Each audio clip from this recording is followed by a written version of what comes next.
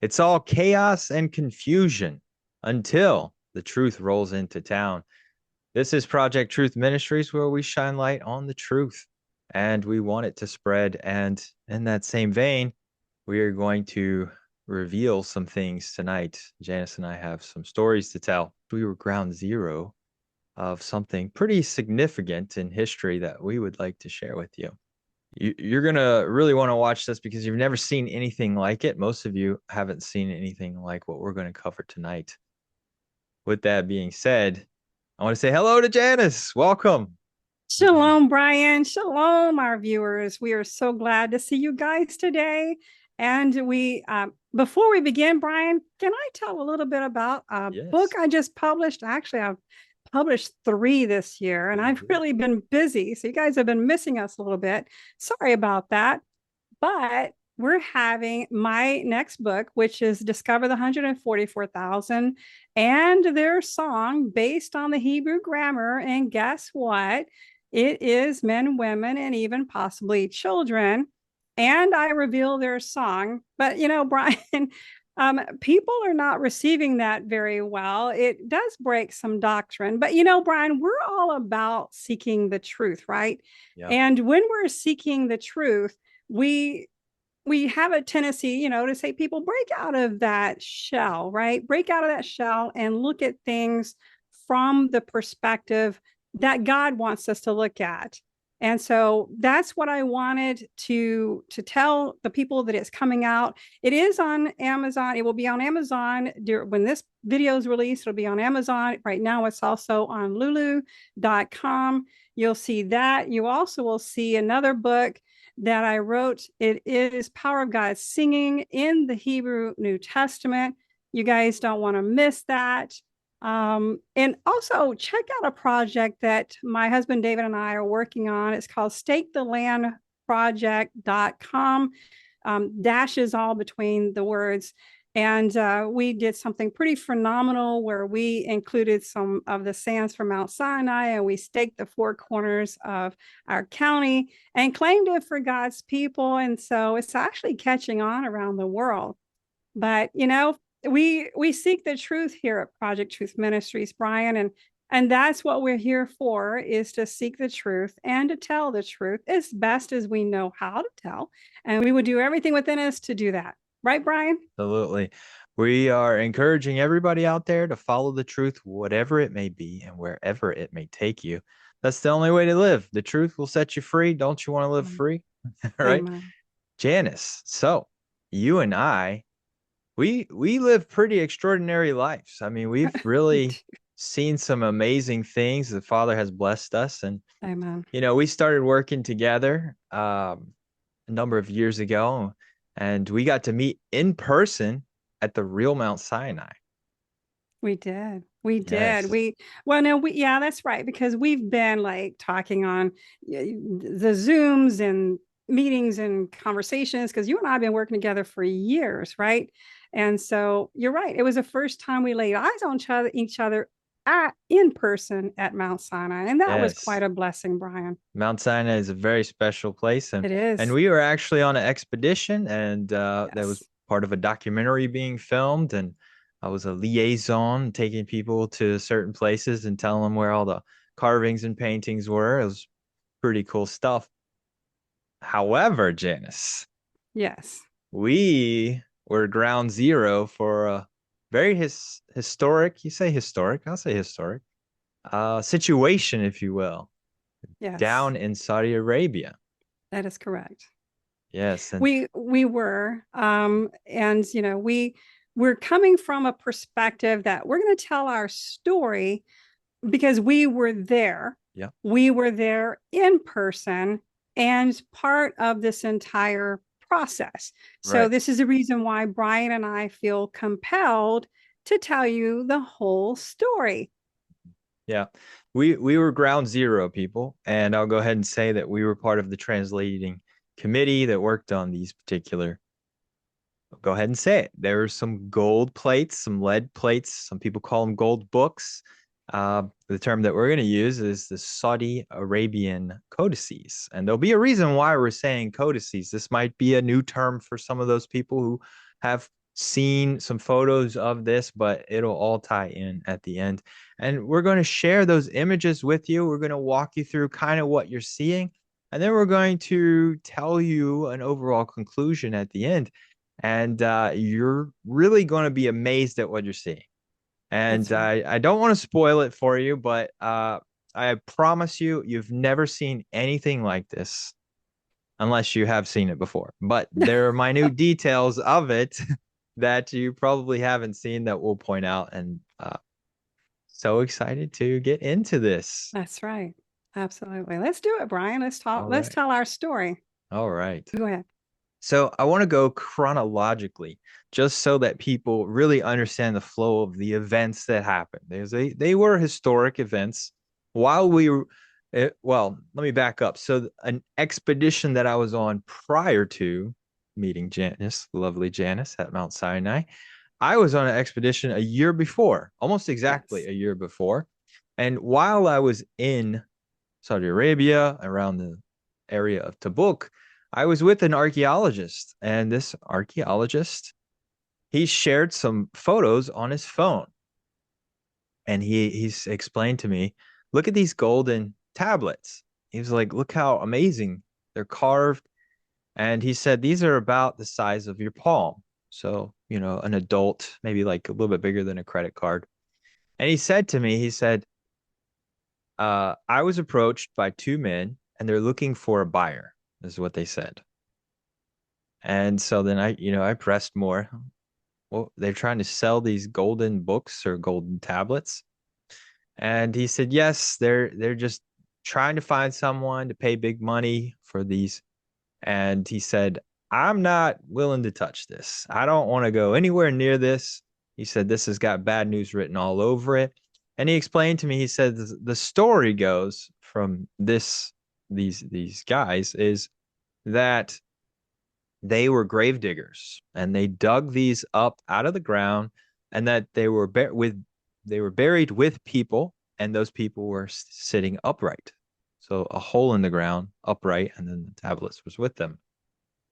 And of course, they were looking for buyers, and they were approaching tourists that were finally coming into the country, because Saudi Arabia had been a shut off country for a number of years. And then finally they opened up, and then COVID struck, and then then they started getting people in. And so this archaeologist was taking people on tours to different locations, along the Exodus routes and to Mount Sinai. And I was along with him, and he said, I don't trust this at all. This is very dangerous, because it had Jewish iconography on it. So it had menorahs and ladders, and this particular one had a very ornate, beautiful bumblebee on it. And so you can find all these biblical images, carved onto this golden book. And I saw those images and I thought, okay, that's crazy, that's wild. Maybe there's something to it.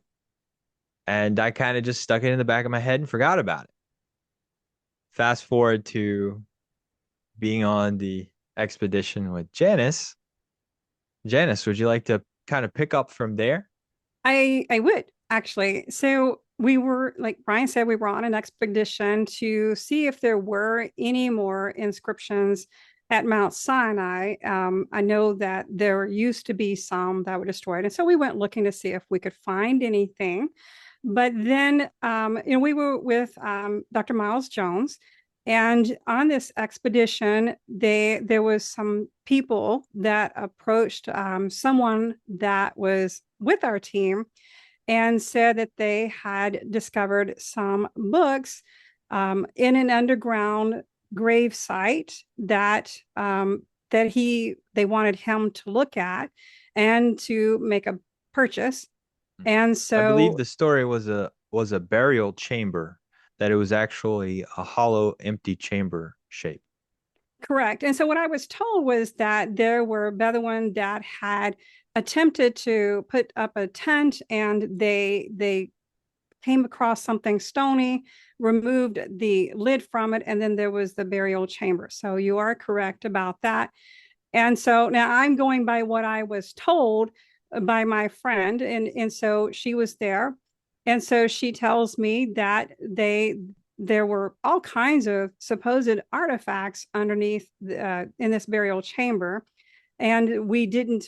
I'm just being told stories about the findings, and so then we were told that, at least Miles Jones told me, that this would change biblical church history, that it was pretty significant. Now, not laying eyes on it myself, it was difficult for me to say one way or the other, and sounded exciting. And don't know, at that point in time, I didn't know anything really about it other than that there were lead and gold books. And so he told me that I would be the one leading the translation of these books. And I said, okay, well, let's see what happens from here. And so we didn't get to see that at that point in time, but I'm going to go ahead and let you pick up from here, Bryan, and so that we can start moving into that. But we were there. We did not get to go to the site, not Bryan and I. Right. We were told by now Miles's wife is my friend, and of course she would give me the information. And so we we learned a lot about what was handled at that point in time. There were 6 people that were there, not including the people that were selling these books, but they truly were looking for a buyer. And so that at this point in time, I don't really know much about it, but it sounded like it was something pretty exciting.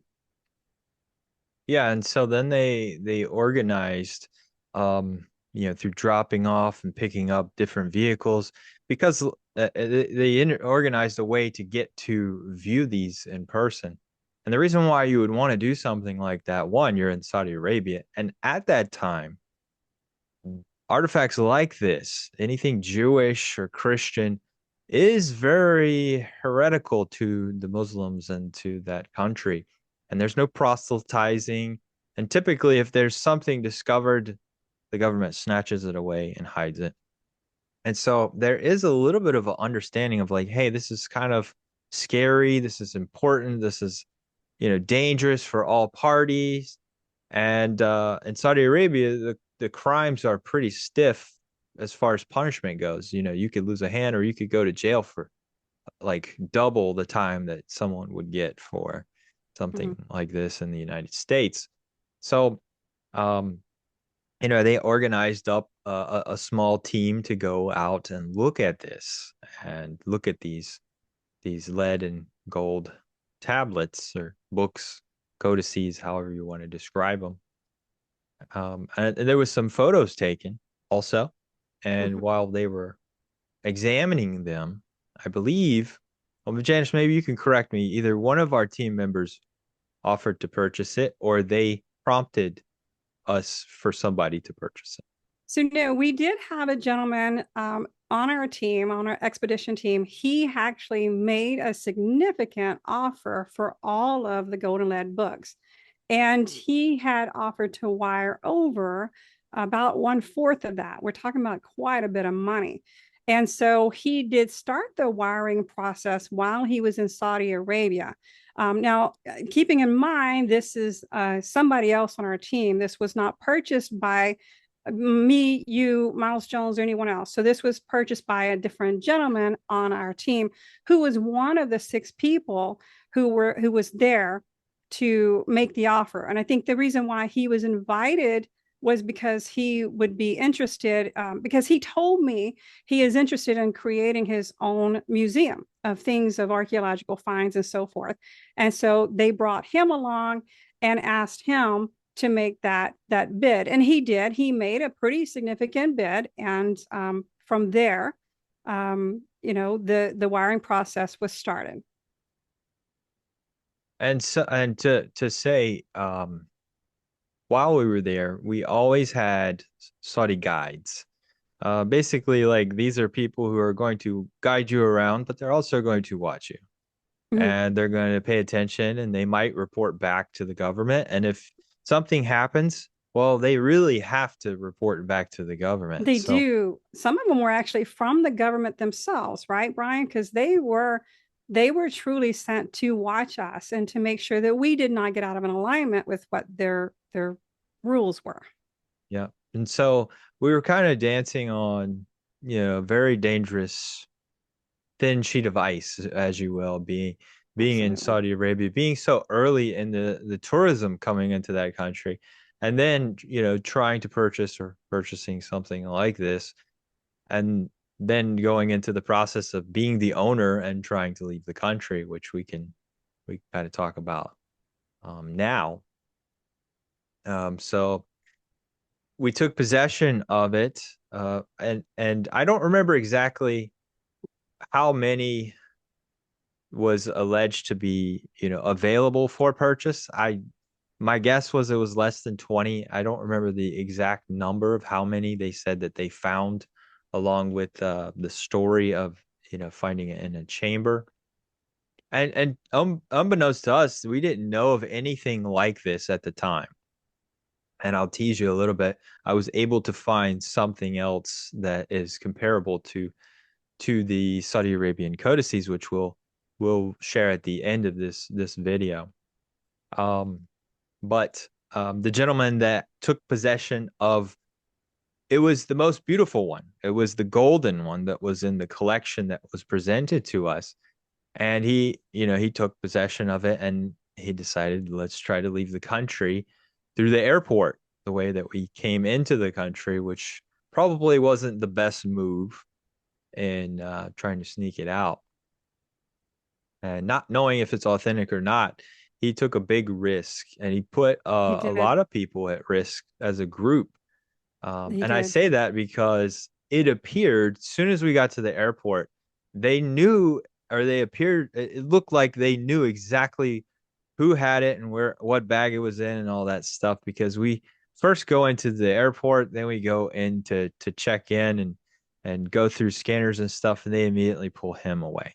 Yeah, well, you were standing Mhm. right next to Yes. him when you both checked in. Yeah. And of course, one of the members on our team was also standing next to him. So the three of you were together. Yeah. And so the three of you were at extremely high Mhm. risk, with him possessing these codices on his possession and so in his possession. And so the whole group, we had already checked in. We were upstairs looking over the railing and we were a bit panicked because we saw that there was some issues going on and we saw the concern on all three of your faces. So because that now puts us all at risk. Yeah. And you don't want to leave anybody behind, because if they go to a Saudi prison, that's going to be terrible. And, Absolutely. are they actually going to let all of us go? Could they walk us back after letting us through? All this is going through our minds. We knew that, he was holding the thing in Something. his bag. Mhm. And so, um, Because he said, he was very nervous, and he said that he wanted to check in through the with him. He wanted to carry his on um, his bag person. on the Yeah. airplane on his person, right? And so he didn't want to check it into the plane, which things were looking more suspicious at this point in time. And so it was getting quite alarming because, if you knew the amount of money that he had offered, you'd understand that it was a pretty big um, a loss that if it was to be taken from him. And even with being next to him and knowing and kind of, well, I wanted to be near him just for the simple fact that I want to know what's going on to see if he got through, to be there and then possibly help him in any type of way. Maybe I could go talk to them, if Mm-hmm. he gets stopped. Our friend got stopped immediately. He got put into a room, and then there was a back and forth about, we know what you have. This is not yours. You can't have it. And he's like, yes, it is. It's mine. And there's this whole back and forth argument, and we could hear a little bit of it. And we have people also checking on him to make sure. And basically, they were going to let the whole group go. They were going to stop us as a group, but for him particularly, he was given a choice. You either hop on your plane and go home, or you stay Without the here books. without the book. Without it, it's gone. Not even an option.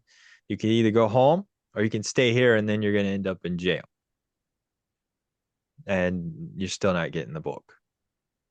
So they didn't bend at all. They didn't break, and he No, gave and up the book. he actually put up a pretty good fight. And Mm, from what he told me, it was yeah. a pretty intense situation.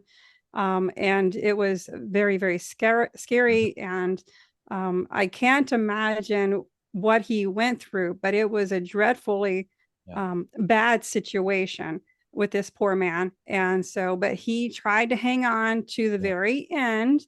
But in the end, they took the book from him. It did Yeah. not come back with him. Yeah. So the Saudi government took the book. It never made it to America.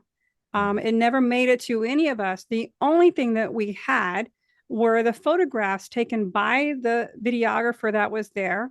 And there were photographs taken by the gentleman who made the purchase. There was two sets of photographs that were taken at the time when they saw the book, or all of the books actually, because there even one of those was a little box, little lead box.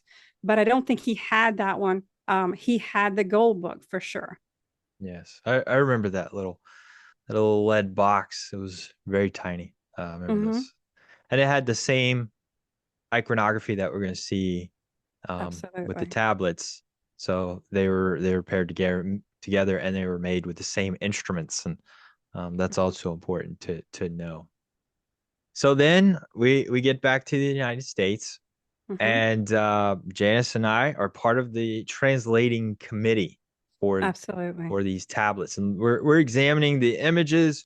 We are pouring through, trying to figure out the alphabet. We're looking at different scripts all over the place, and we see some old Hebrew, Mm-hmm.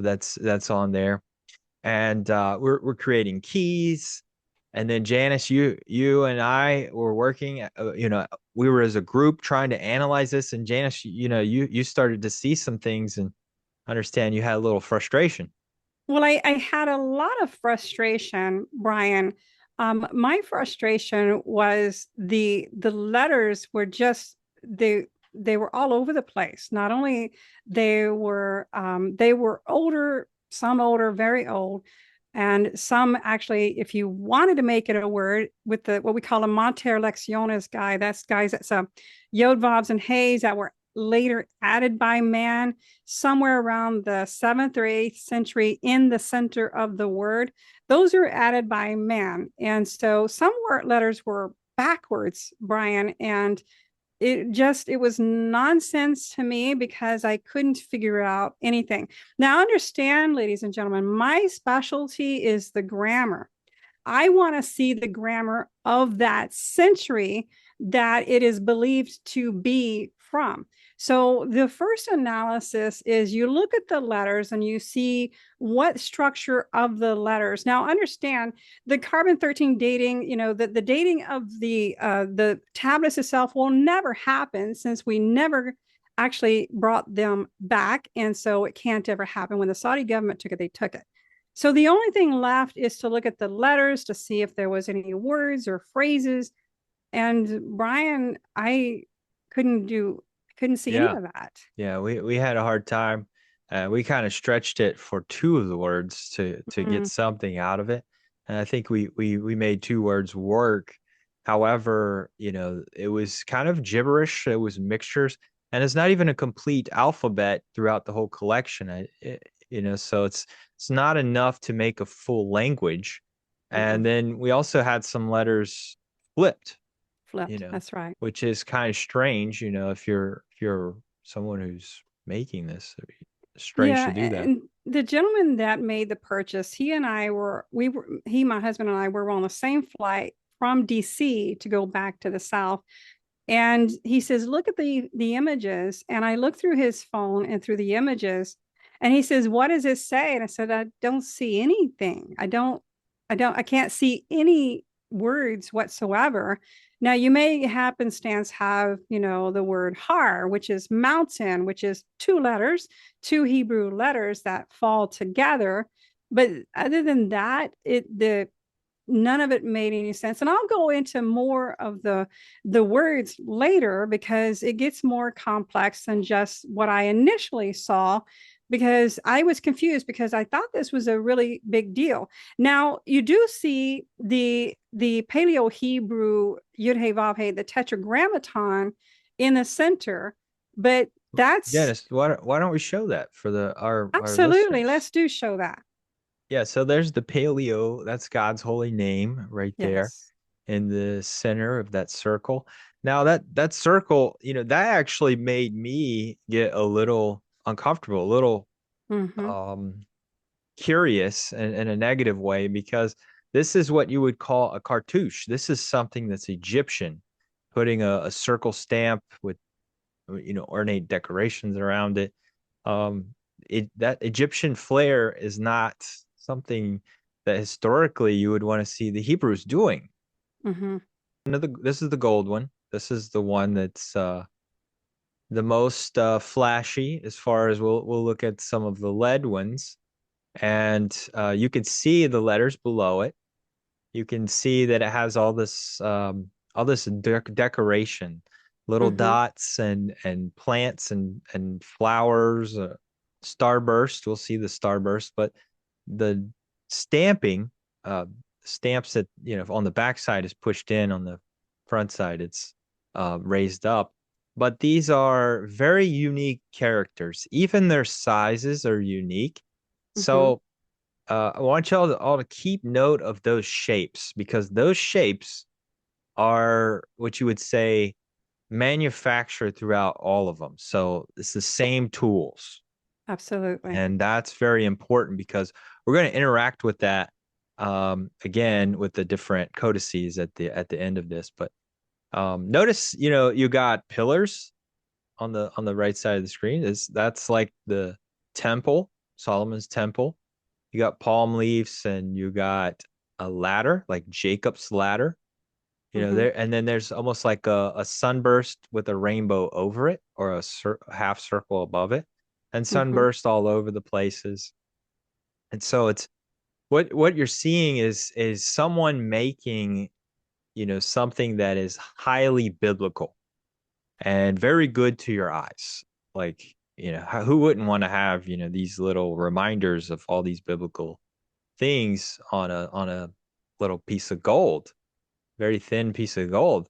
However, we got to keep in mind that the Hebrews were told not to make graven images also. Absolutely. So we're kind of dancing on the edge here. What is Absolutely. this being used for is what's going to be running through your mind. Mm-hmm. So again, we have menorahs. You could see another menorah. And above that menorah, I don't know if you can see that, but it's a side profile of a person. And they have like olive branch wrapped around his head. You can see his beard there. He almost looks Greek, if you ask Mm-hmm. me. This almost looks like a Greek image of a face. And then you see the letterings all over the place, and you have a palm tree with dates. Mm-hmm. And again, we have our pillar again, and some more stamps. That photo's a little fuzzy. Yeah, and so then you go through and you look at the letters. You can see they're up and down and sideways and kind of is random, right? And so this is not what you would expect to see with a written message. And so even if we looked at that as though maybe this is the only case where in this particular image where you could actually attempt to determine if there was a message written. And so when you go through these letters, you have a problem. You have a problem because, first of all, if you even do find a couple of nouns, so keep in mind they have to be either two letters or three letters. But they can, you'll never find anything over three letters of any word whatsoever. Now, there's a tav that's in there. Now, one person that I've heard report that the tav is a verb, and and that it stands alone by itself as a verb. However, here's the problem. The tav, if it is the prefix of a verb, then it's second person, but the problem is it masculine plural, feminine plural, singular, masculine singular, feminine singular? You don't know unless you look at the suffix. And then what are they doing? Are they singing, dancing, doing? We don't know because the rest of the word is missing. Yet there are some who's reporting that this is a verb. What kind of verb? I don't know because it doesn't say. There's nothing written there. So it's very this truly is gibberish to me. And I pretty much gave up on this project pretty early on because there was nothing that I could make out of these words from the Hebrew perspective at all. Yeah, Janice, I remember when you got frustrated and kind of stopped working on the translating team for those plates. And I kind Mhm. of hung in there a little bit longer than you, and I got to see what unfolded um, at the end after you left. Mhm. And I, to be honest, I was quite shocked because I was sitting in the committee room and I was talking, that, you know, it's really hard to dig something out of this, but they were proposing certain translations, full on sentences. And I'm like, I Absolutely. don't see it. It doesn't like, and they were just not hearing me or listening. It was more like we got something big here and let's come up with something. And so there was multiple sentences crafted as a translation for, the like the image you just saw. And I wasn't comfortable with that. And I didn't want to No, be a part of that translation. I don't and want my because name attached to it. it doesn't It's say anything that it's right. that they claim that it says, Brian. I went back to look at those translations, and none of that is in the plates at all. None of the words that was Yeah. claimed to be translated is not there. Yeah. And as we go along, it's going to start to click and make sense why it's gibberish. We'll get to that. Stay with Absolutely. us, people. It's going to get really interesting and really intense because you cannot just fall for something that looks shiny and beautiful and amazing and all inspiring, and I've never Mhm. seen anything like this. Yeah, there's a reason why you haven't seen anything like this. Absolutely. But yeah, so let's continue with some of these images so people can really see what these Saudi Arabian codices look like, because Hmm. they might not ever get seen again. This might be the final time that you get to see images. Hmm. They could disappear, you know. But this is one you see on the right. This is, you see very common with these is that it has some sort of binding around the plate on the edges, like leather or lead or some other type of metal wrapped around it. This one is a lead tablet, and it's Hmm. kind of hard to make out some of those images. But, we have things like little menorahs in there, again with a circle, possibly some writing down at the bottom of it. But it's very interesting uh, that we weren't able to analyze the weathering, because weathering can be faked. You can Hmm. take metals like this and you could fake them. It's very easy. You find some like mineral springs or water you can mix with a concoction of certain minerals, Hmm. and you can splash it on there or drip it on for a long period of time, and boom, whatever you have will look very, very old and be pretty convincing. Absolutely. Brian, Mhm. there was a gentleman on our trip who he's actually a biblical archaeologist, and he talked about how people can make things appear older than what they really are. And so he went into the process of how people do that. And so this wouldn't surprise me at all if it was one of these cases where they made it appear to be older than what it is, because he is highly skilled, this gentleman, and he actually works for the Smithsonian Institute, by the way. He was skilled in being able to identify things that are not that are fraudulent, right? And so that's the reason why he was on our expedition team, because he's phenomenal and he looks for things like this. And he did talk to us as a group about that briefly, of how people how he's able to identify things that are real inscriptions or real or that are not real. So Yeah, and he was pretty impressed with the things that I was taking him to see at Mount Sinai and even amen. the split rock. So yeah, that was a good time. But That yeah, was awesome. but also he was there, part of looking at these codices, and he was not impressed. He was not interested. And that's kind of a big deal also if you have a biblical archaeologist and he's just not concerned about looking at these things that have all this flashy biblical imagery. That's kind of telling also in a way. Yeah. And out of the six people, he was the most qualified to make that decision. And when he and I talked, there was no interest whatsoever in these codices. So um, I thought it was unusual that this gentleman was not interested, but yet there were others that were highly excited Yeah. about this, but he certainly was not. And he handled it. He Yeah. had the book in his hand. Mm. And so he Yeah. looked at it, felt it, and all of that. So He probably had some red flags going off in his head. I'm sure he did. I'm Yeah. sure he did. But I want to back to, saying you can fake stuff. I just want to tell our audience out there. I remember learning about how you can make fossils. That's right. You can make fossils. It is very easy. You can actually purchase kits online and mix your own water concoction with certain minerals and pour it into a bucket and stick something in there and it'll become a fossil.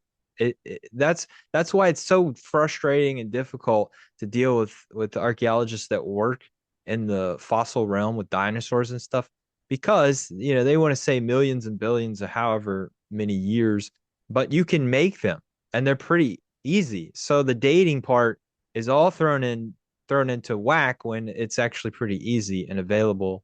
And if you get the right environment, it can be done. I remember seeing someone made a rose into a fossil. Wow. And they did it within like a matter of weeks. Same goes Wow. for like a rope, even a teddy bear. You can look online, teddy bear fossil.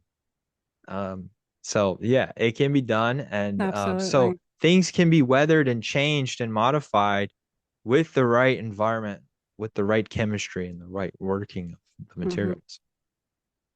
But let me just say this for the other codices that we're going to look at the end of this. I keep teasing you because you definitely don't want to stay around and look at that one. And maybe some people have heard of it before. But in those codices, they took metal tombstones, flattened them out, and so they could actually date those and tell, that something was up. But I'll stop right there. Okay.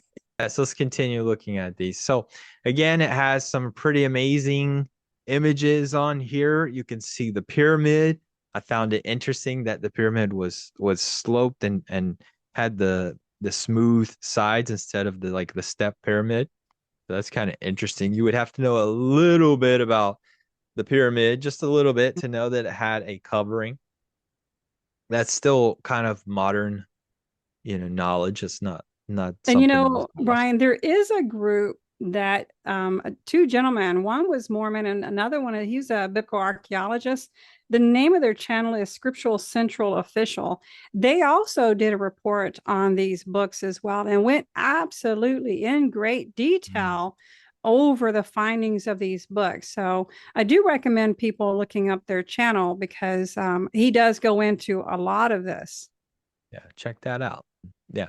And you also have things like shofars. I mean, that's super Hebrew, right? Everybody Mm, knows about that. So we have shofars mixed in. I think there's some rainbows, different lettering. Menorahs are all over the place again. You mm. see certain letters that are the same on every single one of them, the same shape and size. So you can tell that whoever's making this, they're making it with the exact same tools and they're recycling those tools, just like the pyramid, just like the shofar. These things are being cycled over and over as they're making different plates. So some of them are lead. Very rarely is it gold. Gold's a little different to work with.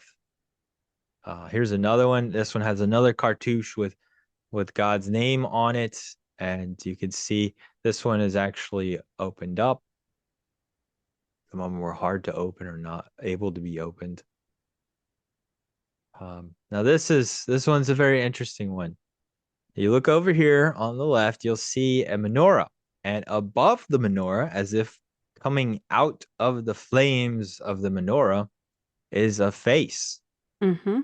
And so we actually had a discussion about this face for quite a while, because it's like the Hebrews wouldn't do something like this. They wouldn't do faces like this. This is a Roman Greek thing. Even later in history, maybe Catholic or whatever. But, you know, a Hebrew in ancient times really is not going to do something like that. They're going to put a person's face. The detail alone to make something like that is very difficult, especially in Mm-hmm. ancient times. And then you got to ask the question, well, whose face is it? Are they trying to depict God's face? Because that would be a big deal. That would not be good. And Right. then are they trying to depict Moses's face? Because the overall vibe is that this is a Jewish Hebrew iconography, not a Christian iconography. Mm-hmm. Um, but I want to show you, if you look carefully down below that menorah, there is an alligator with a tail that is turned in a 90-degree angle. That is very significant. I want you Mm-hmm. all to remember that. And if you look at the image on the right, you can see, if you look Oh, closely, those there are a alligators. bunch of alligators. And these are technically, I would say, the Nile crocodile is what they're trying to go for. And the Nile crocodile, depiction of Moses and being tossed into the Nile. And the babies were eaten up by the Nile crocodile, and Moses was in a basket. Mm-hmm. So, or an ark, in other words, in Hebrew it says ark. He was saved in the ark and then, raised by Pharaoh's daughter. But this is very Hebraic, and this is like, jumps out at you. But again, see if you can notice the 90-degree angle turn on that crocodile. Somebody's using the exact same stamp for all these crocodiles. It's the same one. No Absolutely. difference. Even the scales on the backs of this is the same. And I'll go ahead and tease a little bit. All right. So on this particular plate, again, this is coming from Saudi Arabia.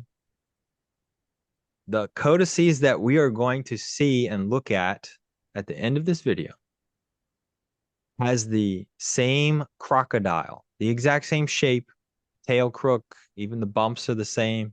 Everything about it is the same one, same Mm-hmm. tool, same length and size, all that stuff. And even in that particular collection, I was able to see they had a face that looked exactly like this face. And that's big deal. I couldn't find it again and looking for it later. And this was a number of years ago when I went to investigate and found all this stuff.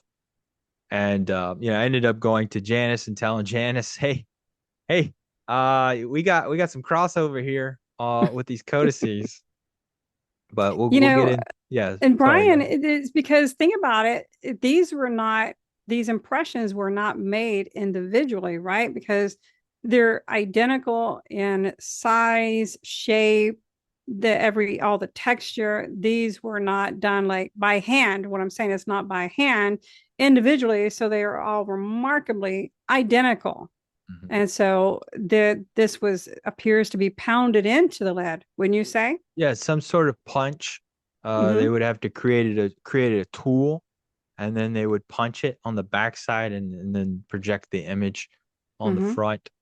And so, you're not going to create new tools. You're just going to reuse them because you're going to keep using the same images. Right. So there's a lot of repeat on all this. So again, let's look up closely. You can see the Nile crocodile with the angled turn. You can see I got the arrows pointed at them. They're all the same, and there's like a number of these. But again, you got ladders, like Jacob's ladder. You got Mm-hmm. palms and sunbursts everywhere, giant palms. And some of those palms also appear in the other codices. Mm-hmm. Here's a close up of one of the palms, and you can see all the lettering. I think this is another spot where we made an attempt to make another sentence We did. from, yeah. I was not comfortable with that translation. To me, I think it's gibberish, and I think the gibberish is for intentional purposes, but we'll get into that in a little bit later.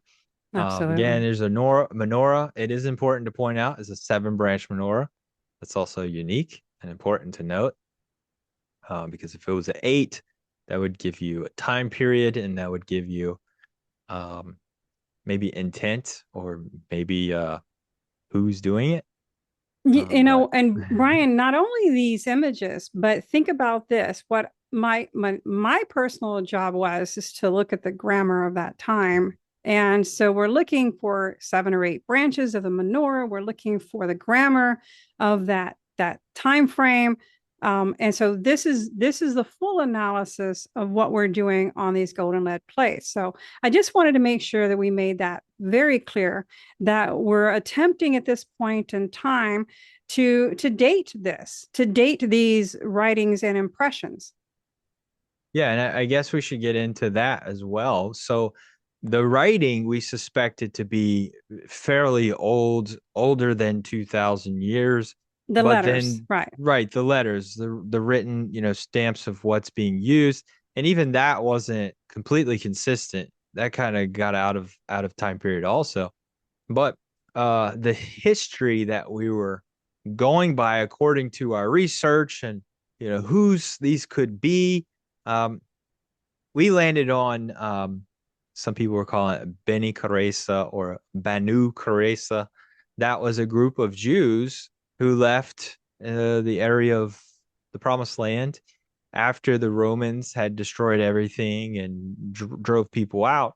There was a tribe that claimed their lineage from Aaron.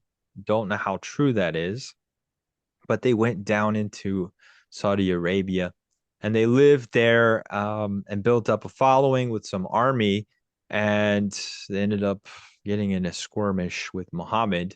And there's a whole history online. Mm-hmm. You can pull that up and see that they were kind of stamped out by Muhammad, which is kind of unfortunate for them. But that's what we were operating as. Perhaps these are these people because it's a good time period. It's a good size of group of people. Um, so we kept that in mind, and our translating and stuff like that. And we did. And the other thing that we need to mention is that when these people were attempting to sell these codices, they were claiming, and I know exactly where they were stating that this was from, but it was nowhere near Mount Sinai. So Mhm. their original claim was that we know where it's from. It was nowhere near Mount Sinai. I do want to make that statement because um, we'll follow up later with that information, but just so that you guys know, this original claim was never ever claimed to be located at Mount Sinai, and we'll just continue from there. Yeah. And you can check out our photos and videos on the real Mount Sinai. We got a lot of evidence of the carvings and stuff that's We around. do. I will say that there was menorahs found in Saudi Arabia, especially around Mount Sinai. Egyptian style boats, Egyptian cows everywhere.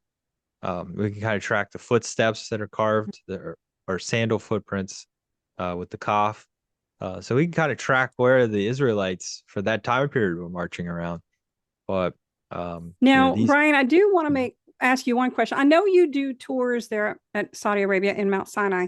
There are no more inscriptions that we know of, right, at Mount Sinai. When was the last inscriptions that you know of that was at around the area of Mount Sinai? Because we didn't see any inscriptions that I know of. Right, right. So they were there at the base of Mount Sinai. These were inscriptions. They were Hebrew inscriptions that also contained names that were found in the Bible. This was at Mhm, the base of Mount Sinai. Can't get any more powerful than that. mhm. And they were found there by and documented by the Caldwells, Jim and Penny Mhm. Caldwell. And they were there for a number of years. And I remember speaking to somebody who snuck in. I think they snuck in around 2008, and they had said that those inscriptions were described to them exactly where to go look for them, and they were Hmm. not there anymore. Oh. So just like some of the other evidence and documentations of carvings and paintings and stuff, some of them have gone missing. We And I don't think know where they've Dr. gone, but we suspect that the Saudi government has been plucking up things and putting them Absolutely. away in museum Now, pieces. wasn't there was a menorah that Dr. Kelm found and he took a photograph of it. Now, my understanding is that one they couldn't snatch up. Did they destroyed that the last I had seen, they had destroyed Right. that And menorah.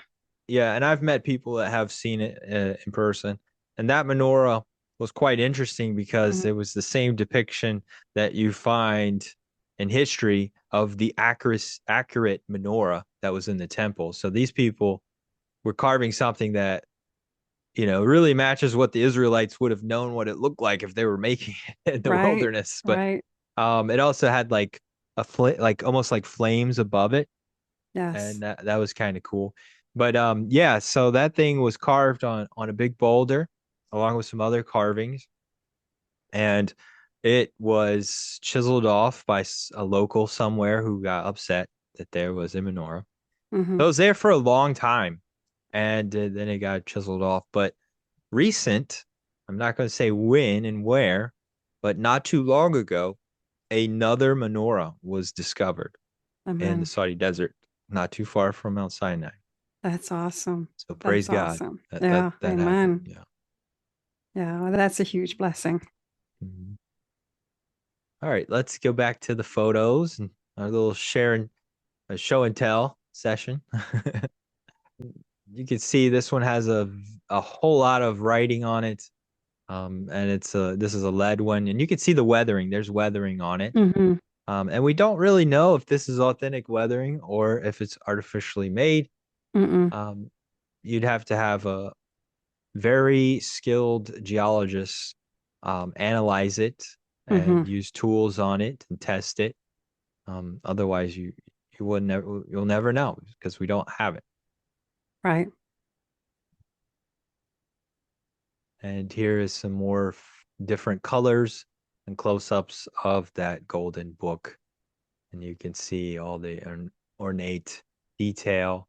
You can see the binding has also gold, and it's kind of hard to date that type of gold.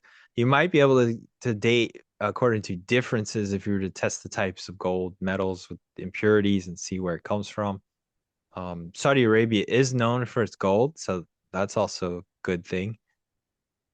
Again, you can see menorah, you can see some wall, kind of like Nehemiah's wall when it was Yes. rebuilt at the temple, and another cartouche, a rainbow, and I see some more writing. All the writing is still the same letters with the same sizes, and yeah, it's just a repeat of the same tools. Absolutely.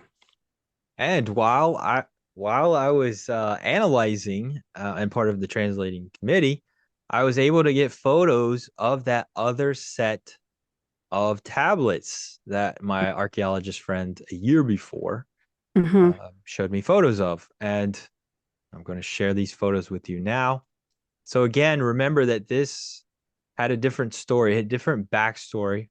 So this one again was two guys who were grave robbers who found these tablets, and they were trying to sell it in Saudi Arabia. It Hmm. has the same starburst. It has the same letter punches. You can Hmm. see the letters are the same, and you can see menorah there. Hmm. They're doing a cartouche around it as well, so that's also pretty significant. But to people who are biblical, uh, you know, really living their life this way, they see things like this. Their eyes are gonna light up.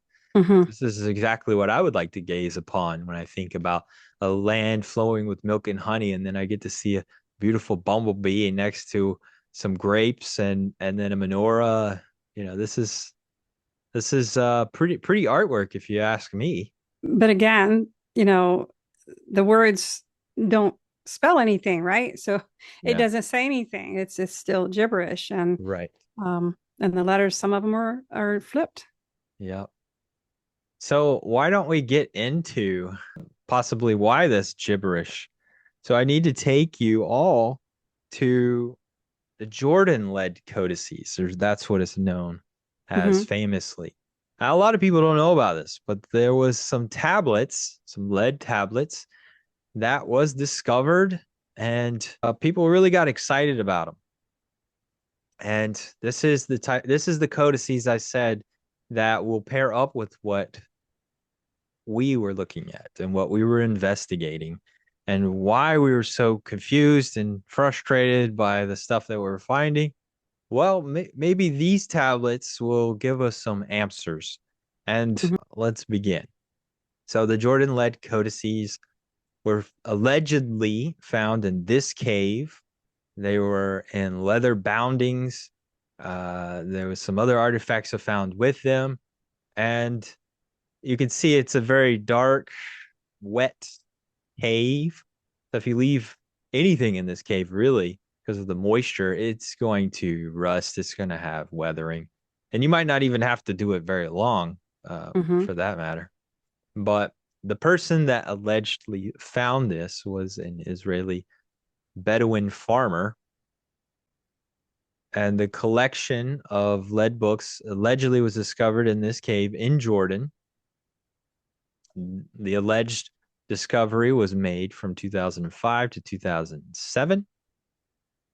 It was first publicized in March of 2011, so sat on it for a while. And then they made the claim that there's a link to early Christian text. And I just want to say that claim is based off one possible translation. So in these codices, it's all gibberish except for one line that allegedly one archaeologist translated. And he said that it says, I stand in perfection. I stand upright in perfection. And people took that to mean this must be Yeshua. This must be Jesus, the Messiah they're talking about. So then they claimed that the leather that bound these plates dated to 2,000 years. And so they Wow. made the claim that this these collection of tablets was early Christian plates made by somebody very important. And turns out they did not do any testing on the leather.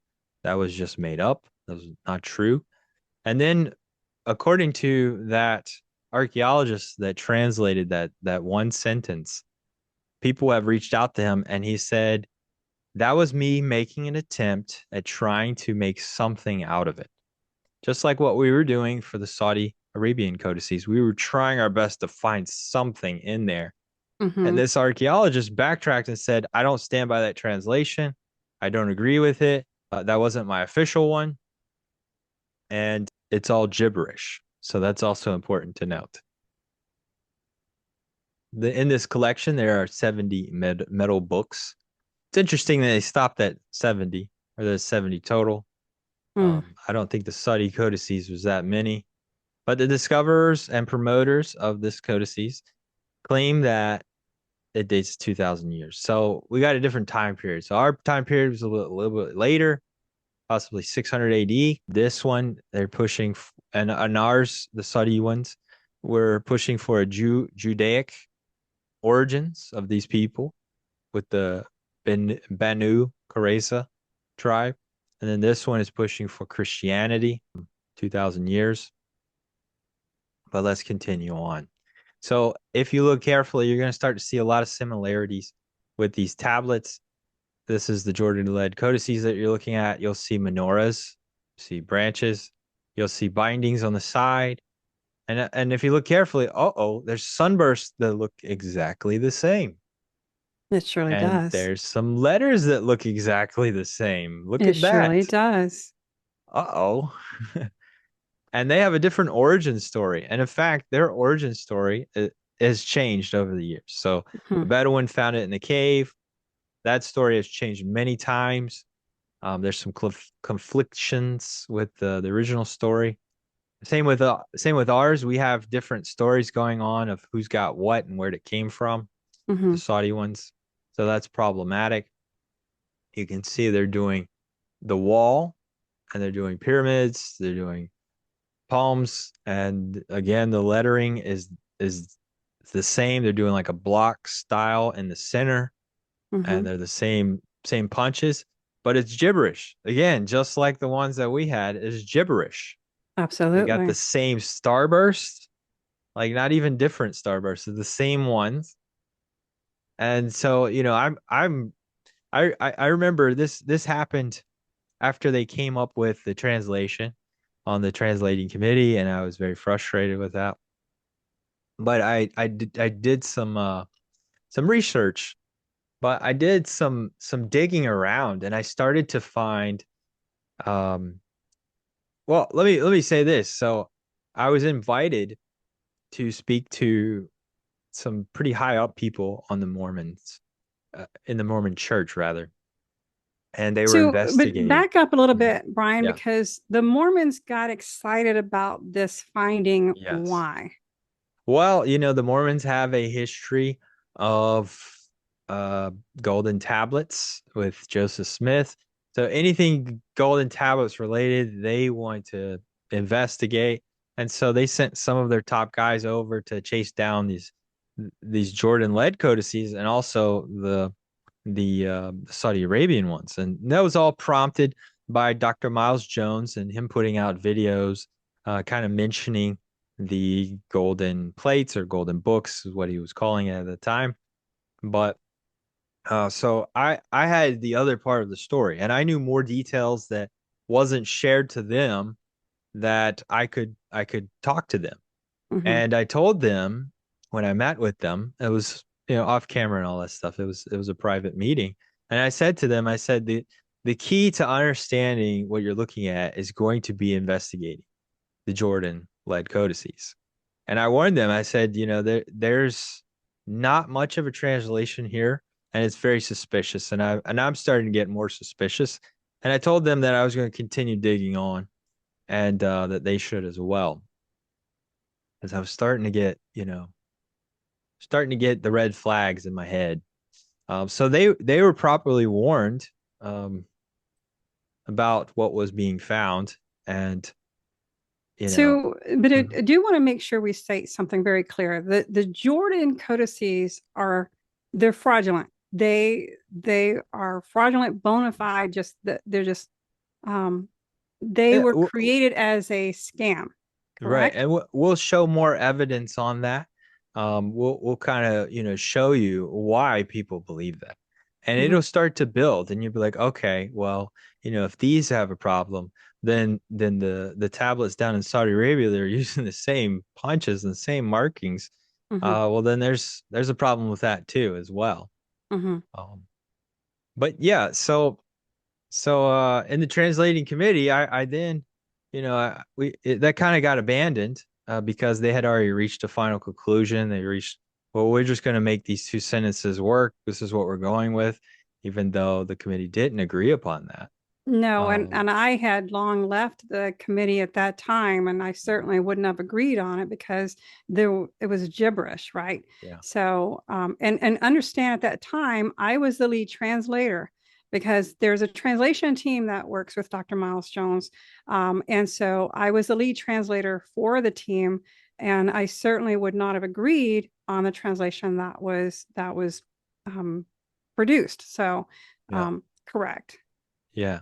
So then I continued digging, and of course I'm going to share with you everything that I was finding along the way, which was like really alarming. I mean, this is super alarming stuff. I'm like, oh my goodness, I can't believe I was part of this. Anyways, but I then contacted Dr. Miles Jones and said, hey, there's some things I need to share with you that you need to know about these tablets.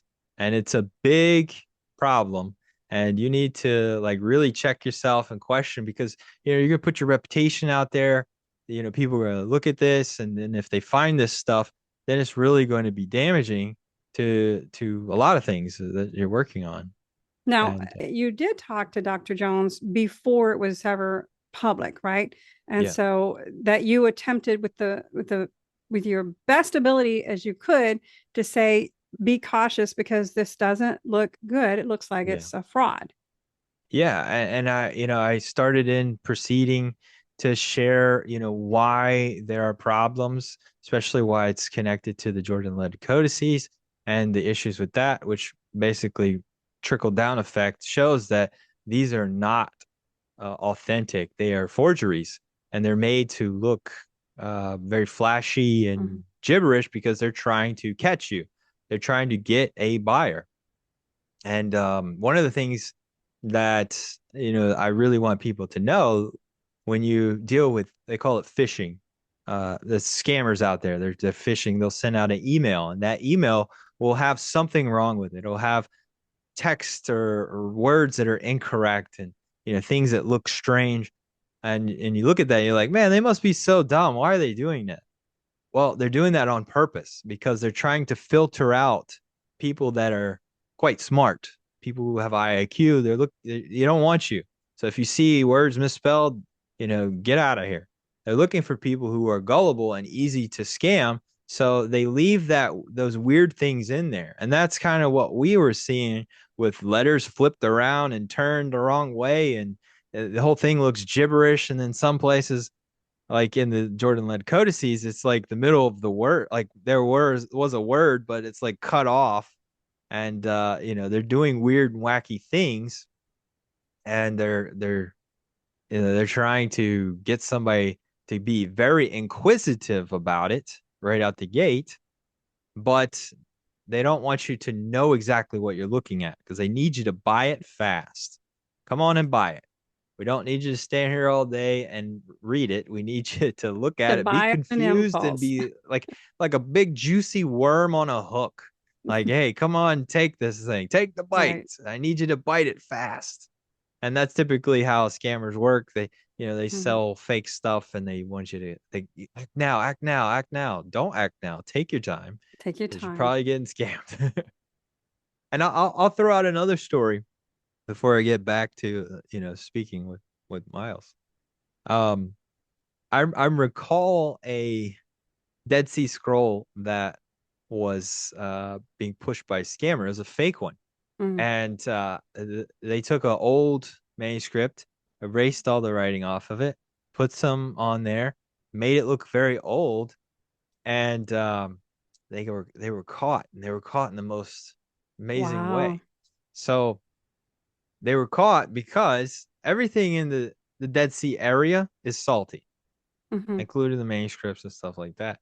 If you were to test, and this is going to sound kind of weird, if you're going to test something like a piece of pottery and you want to see if it's authentic from the land of Israel, the top archaeologists will tell you to lick it. Doesn't that sound weird?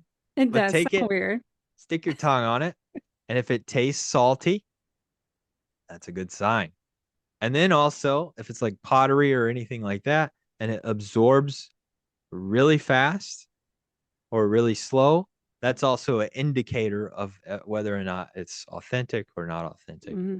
But for this particular Dead Sea Scroll, they messed up.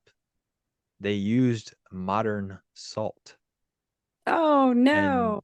right, when they're trying to make it salty, they took a little microscope and looked in and they could see this is regular table salt that somebody used. Wow. That's not Wow. from ancient times. That's not normal buildup. That is a Wow. scammer. So they can't always think of everything. And so, No, no, and yeah. they make big mistakes. But here's another thing, though, Bryan. There are claims that these tablets, these codices, were actually somehow related to the Qumran caves. Which Mm, now when we're talking about the Dead Seas scrolls and all that from there, but now there's a claim that these are related to that, and somehow that is validating something about the Zadokites and the Zadokite calendar and so no. forth. I'm just throwing that out because we're talking about something, two different worlds, pretty much. And in all honesty, though, Bryan, I don't even know how it was even, related to or claimed to be related to the Banu Qurayza group because it just somehow was penned and it stuck. Mhm. So, Yeah. because there's That no was that was evidence. right. And that was just the theory because that was a Jewish group that was living around Medina and Mecca, and that these these particular Saudi Arabian codices, they were not known to be found there.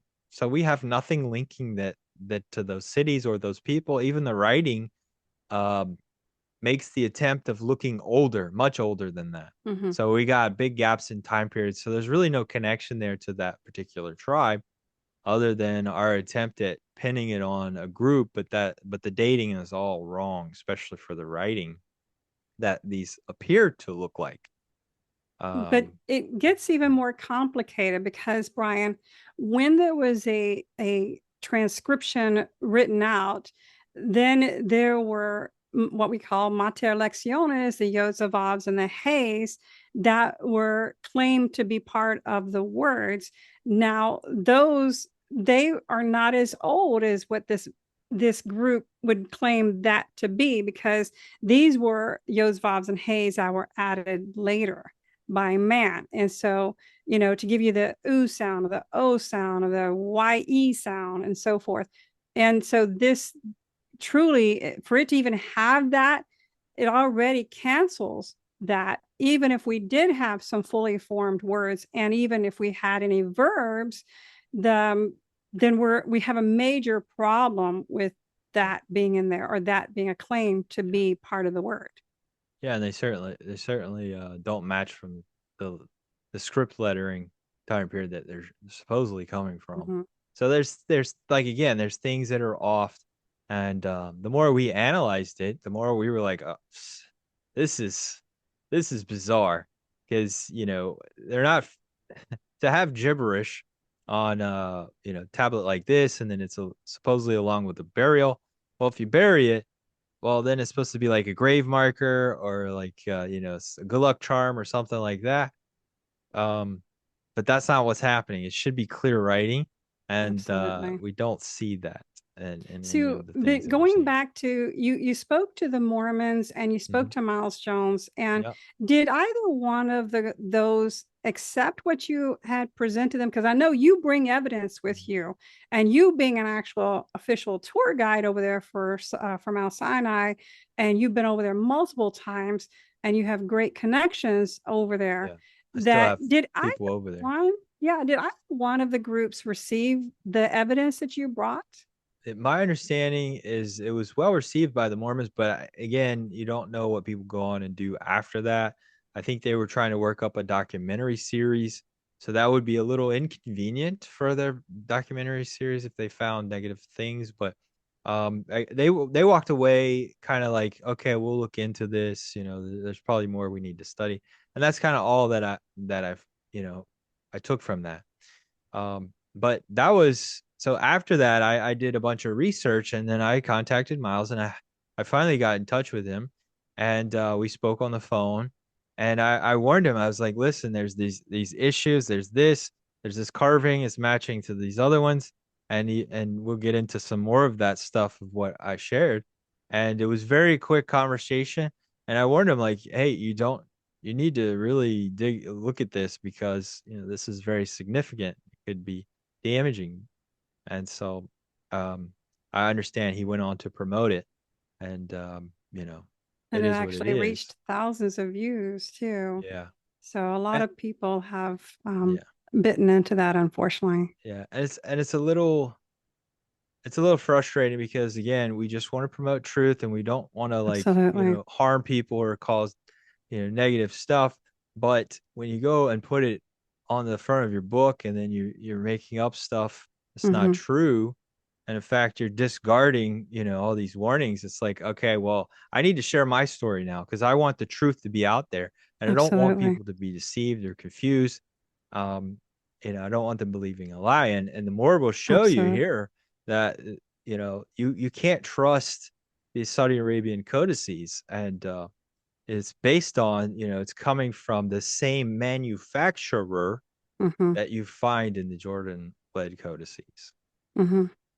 It is. And, it grieves me that we have to do that. But the reality is you and I were there at ground zero. Yeah, We were there when all this was happening. We were there when the messages were going back and forth and the stories were being told. And initially I was excited thinking, because I mean, I hadn't seen anything at that point when I was in Saudi Arabia.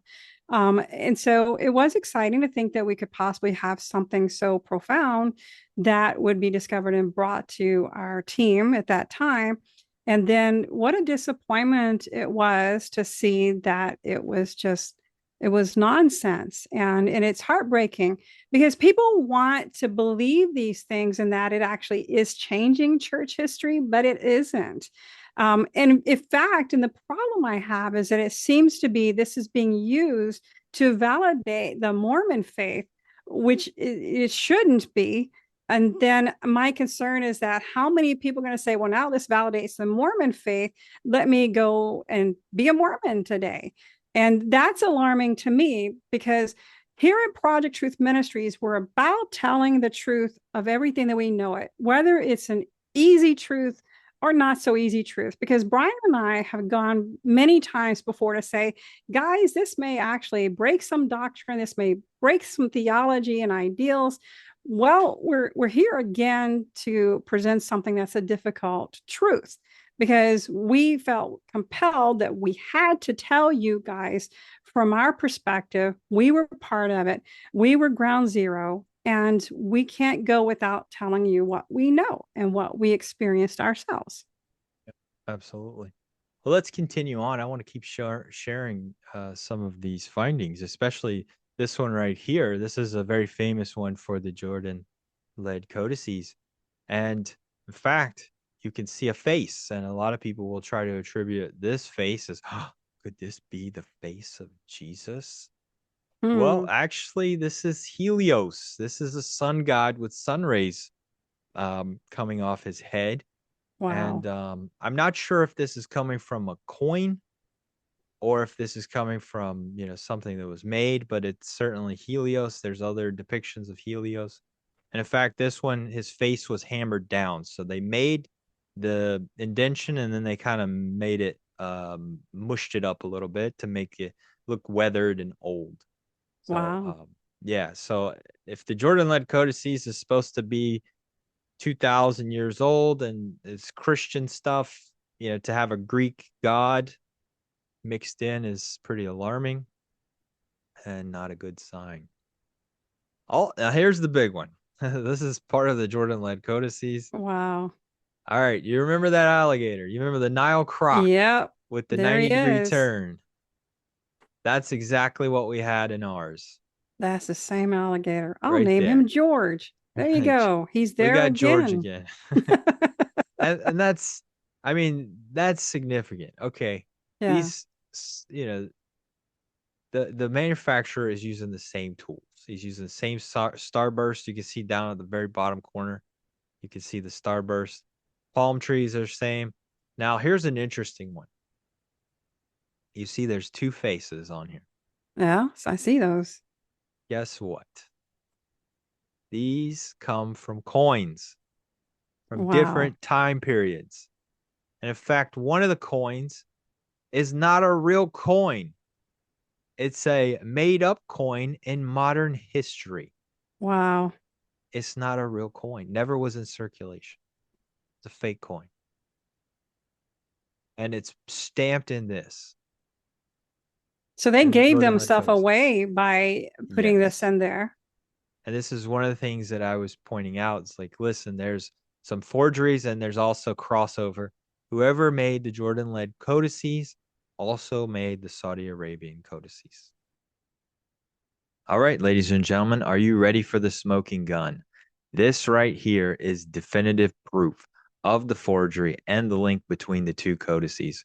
You may have remembered me showing an image and us mentioning the small lead box.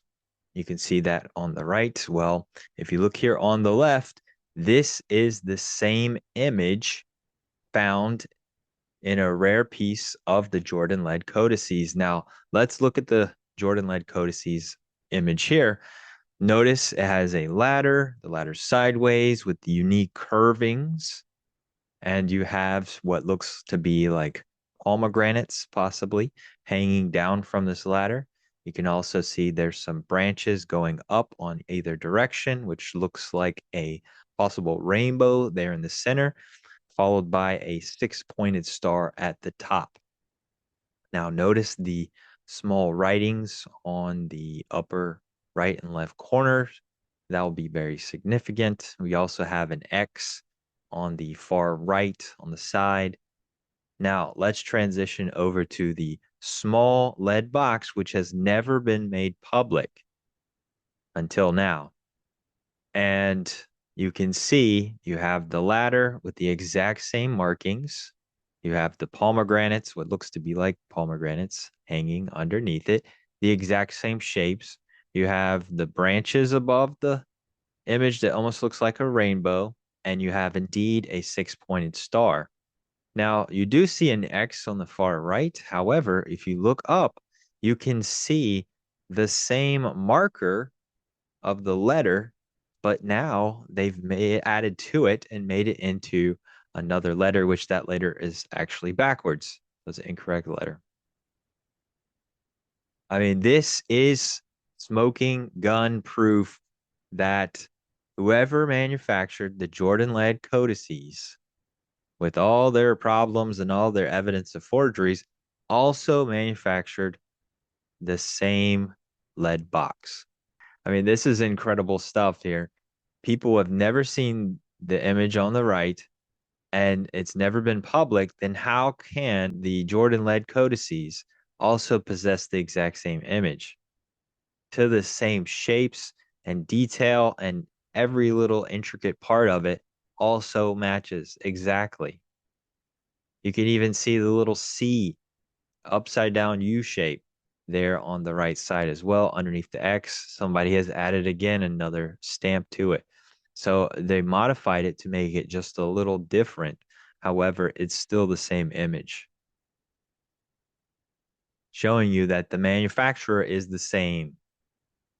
So if the Jordan Lead Codices are forgeries, therefore the Saudi Arabian Codices have to be forgeries as well, because they're using the exact same tools, the exact same metals, the exact same markers, and they're both popping up out of nowhere with gibberish on it, and they're trying to find someone to pay very big bucks in a very quick fashion.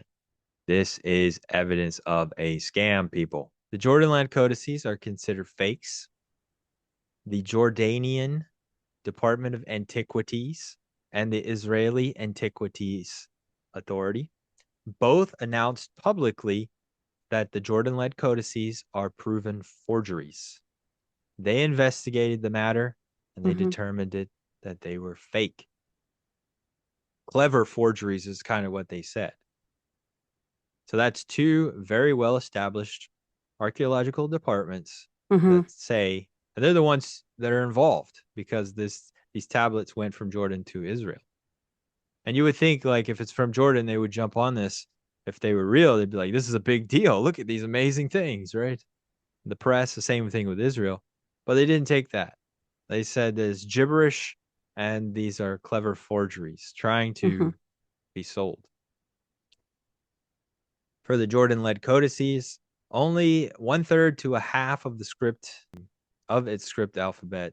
So it's not even using enough letters to be a comprehensive language.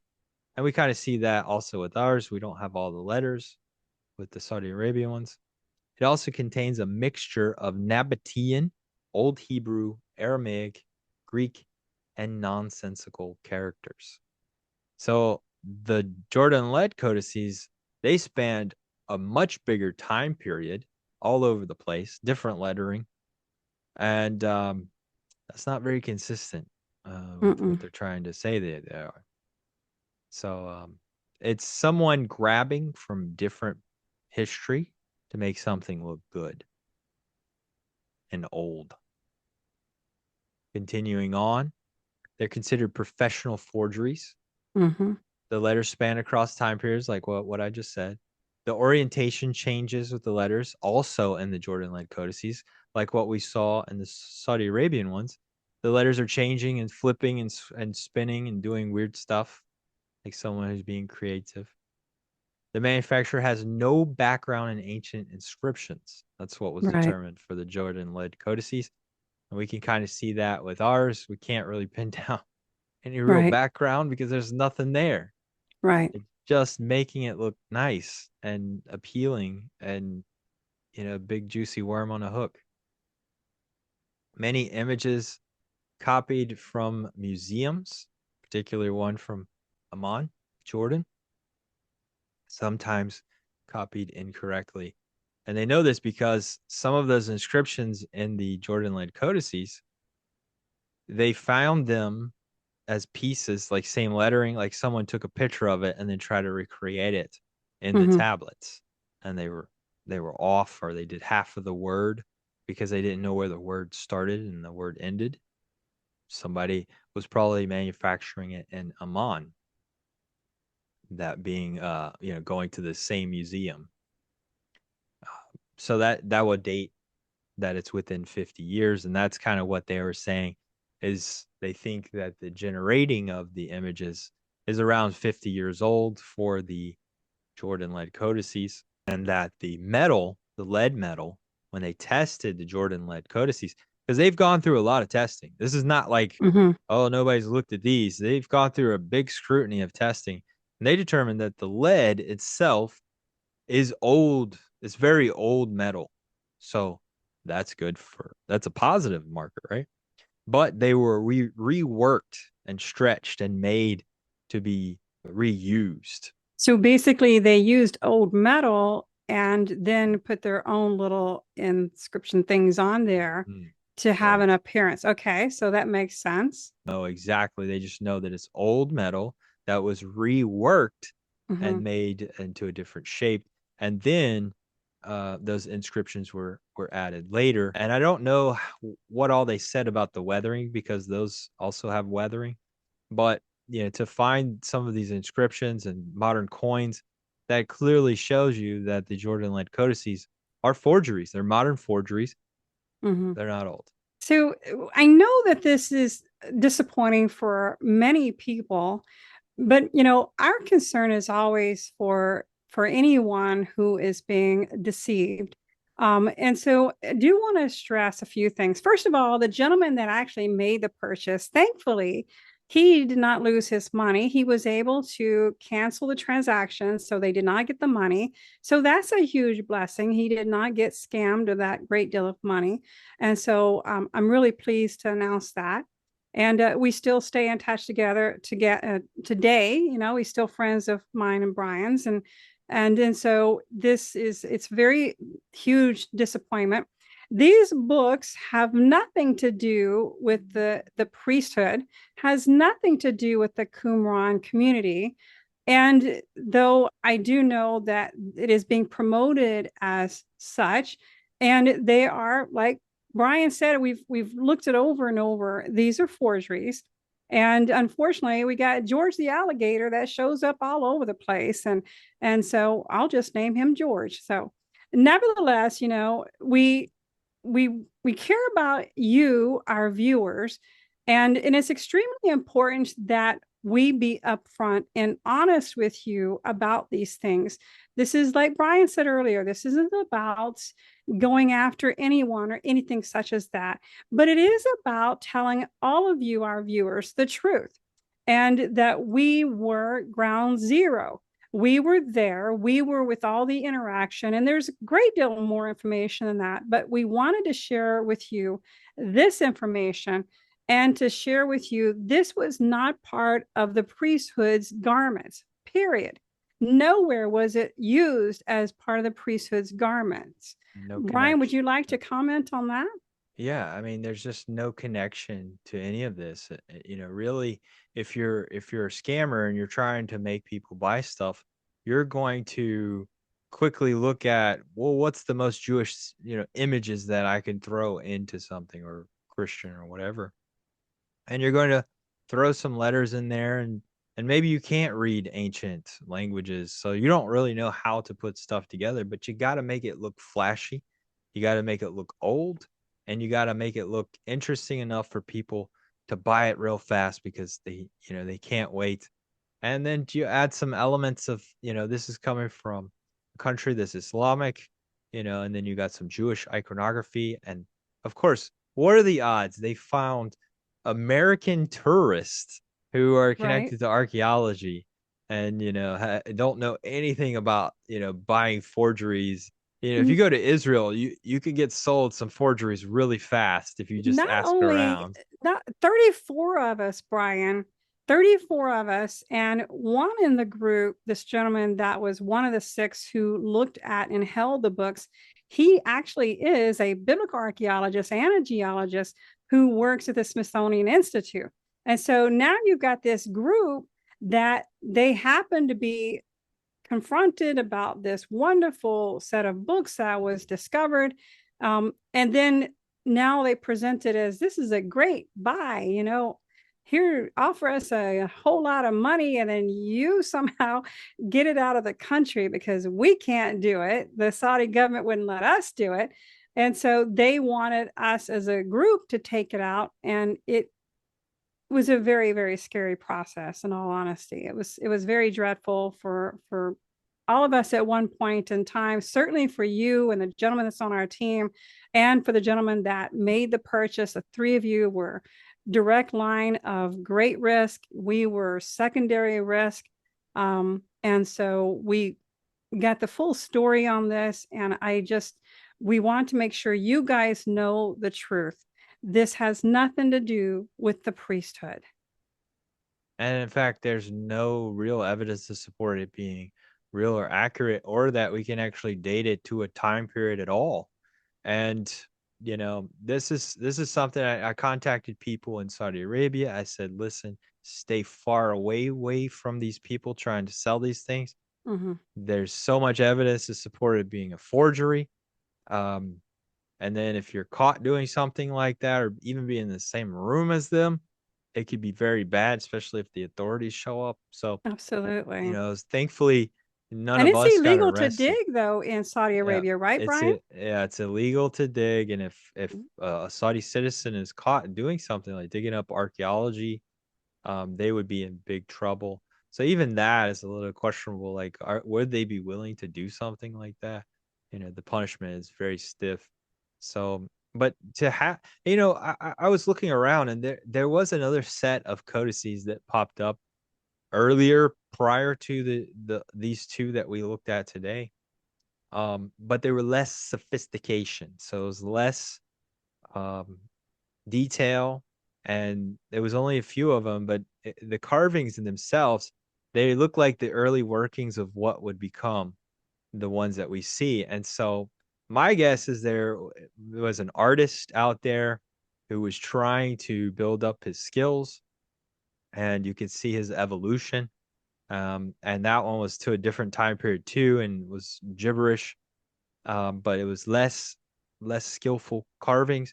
And then you get to the Jordan Lead Codices, the artist starts getting better. Um, Unfortunately, that blew up too big, and he wasn't able to sell it.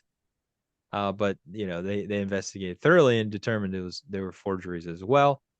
And then by the time it gets to Saudi Arabia, we're talking like 2020 ish that this was the early one was introduced, and then we showed up in 2023. Mm-hmm. And you could see the skill level has increased. However, the tools are the same. They're using the same markers, the same punches, and stuff like that. And now he stepped up to gold, so that's pretty significant. Um, but again, it's I don't know how many times they've been sold, but there's so much in here that's just screaming forgery and not to be Absolutely. trusted. And you can't really get anything out of it. It's just Absolutely. something that looks interesting. That's all you can get. It looks interesting. It looks biblical, but there's nothing there to it. No, there was nothing there to it. And so this, all of this is opened our eyes up to how far people will go to scam others. And they've gotten quite sophisticated with their forgeries and with their scamming and how they get their connections. And it's like all the more, especially when you go to other countries, you've got to be very, very cautious with what's being presented to you because it almost sounds like a really good deal. And just because you see the tetragrammaton in Paleo Hebrew, that you think it's a really big deal, and it is like you have to be very cautious when you see these things. So just be aware, you guys, that if you guys are traveling to other countries, don't fall for these things and look for these markers. I say these markers, George the alligator, look for things like that.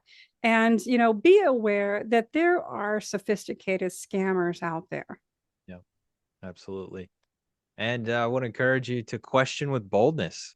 Absolutely. Just because something looks right doesn't mean you should go ahead and believe it and put it on a shelf for a little while. Ask some more questions.